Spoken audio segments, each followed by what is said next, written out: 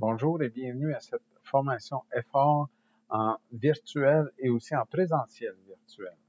Je suis Serge Lacroix, je suis le présentateur aujourd'hui, je suis un des présentateurs des formations. Je suis aussi un professeur associé à l'Université de Colombie-Britannique, retraité depuis juin 2002. Je suis psychologue en pratique privée depuis 1992 et aussi auteur du test effort à l'échelle francophone d'appréciation du rendement. Aujourd'hui, ce qu'on va faire, c'est je vais vous présenter le but de la formation, le test lui-même avec ses sous-tests. Je vais vous présenter le matériel ainsi que les principes et procédures d'administration. Lors de notre deuxième journée, je vous présenterai les sous-tests eux-mêmes dans la pratique. On va regarder les règles de base de plafond de marche arrière. On va faire un retour sur la pratique et je vais aussi prendre vos questions et vos commentaires. Deuxième partie, si on veut, parce qu'il y aura une deuxième partie encore là en présentiel, où je prendrai vos questions et là, on se concentrera sur la correction de l'écriture. On va faire un retour sur les règles importantes, la marche arrière, l'établissement de la base, le plafond, et on va regarder là, vraiment là, tout ce qui a trait à l'écriture, particulièrement les deux sous-tests de fluidité en écriture et aussi de rédaction.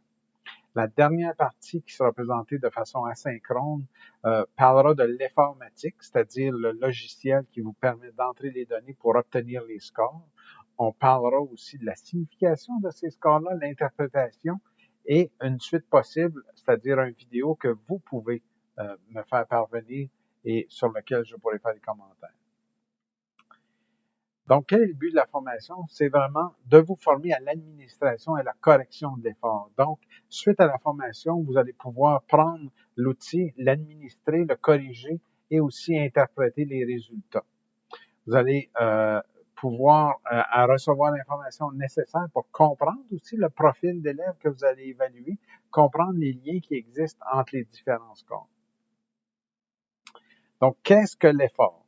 L'effort, c'est un test qui mesure les habiletés en lecture, en écriture et en mathématiques pour les élèves de la première à la 10e année. C'est un test qui est en français, donc administré en français avec des items qui sont tous en français. C'est pas une traduction, ce sont bien des items originaux. Et c'est un test qui est développé pour des élèves qui étudient en français dans un contexte linguistique minoritaire.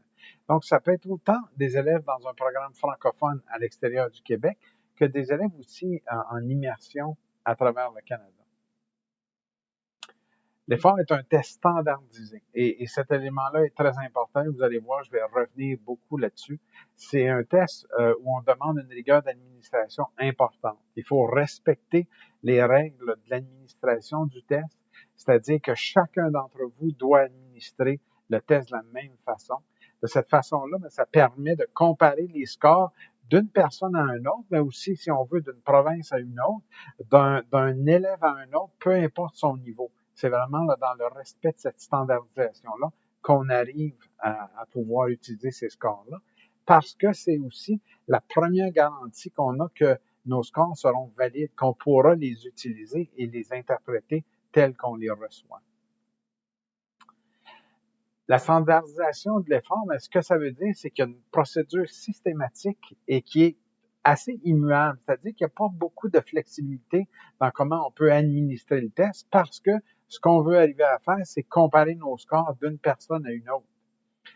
Cette idée-là de standardisation, ça nous permet d'avoir un environnement de passation qui est identique d'une personne à l'autre, c'est-à-dire d'un élève à l'autre, d'un administrateur à un autre. Ça nous permet aussi d'éviter des variations entre les résultats. Par exemple, si une personne choisit d'administrer d'une façon, une autre le fait d'une autre façon, une utilise certaines procédures, une autre personne utilise une autre procédure, ça devient impossible d'administrer ou de corriger le test tel qu'il est. La standardisation aussi, si on ne respecte pas, ce que ça permet de faire, c'est d'invalider les scores parce que les scores, soudainement, sont plus valides parce qu'on n'a pas administré le même test. Ça peut entraîner l'annulation des scores à certains sous-tests. Ça peut biaiser dans un sens ou dans l'autre l'évaluation. C'est-à-dire qu'on a peut-être aidé l'enfant, mais on a peut-être nuit aussi à l'enfant. On ne le sait pas parce qu'on n'a pas respecté la standardisation. Et ce que ça fait, c'est que si un score à un sous-test est pas valide, ben, ça veut dire que le score au domaine est plus valide, à la composante est plus valide. Alors, à qui est-ce qu'on administre l'effort?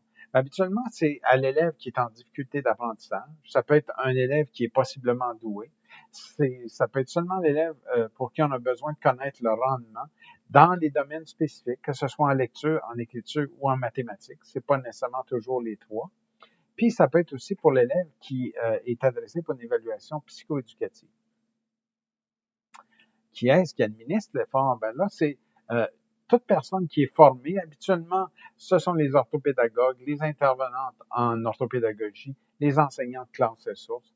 On a aussi des conseillers en adaptation scolaire, évidemment des psychologues scolaires ou n'importe quelle autre personne qui a été formée pour administrer l'effort. Qu'est-ce que fait l'effort de façon spécifique? Ben, ça nous permet d'établir un profil de l'élève, c'est-à-dire quelles sont ses forces, quelles sont ses faiblesses, quels sont les domaines des difficultés, mais quels sont aussi les domaines là, de rendement là, qui peut être au-dessus de la moyenne. Ça permet aussi de dépister les élèves qui ont des difficultés ou des troubles d'apprentissage.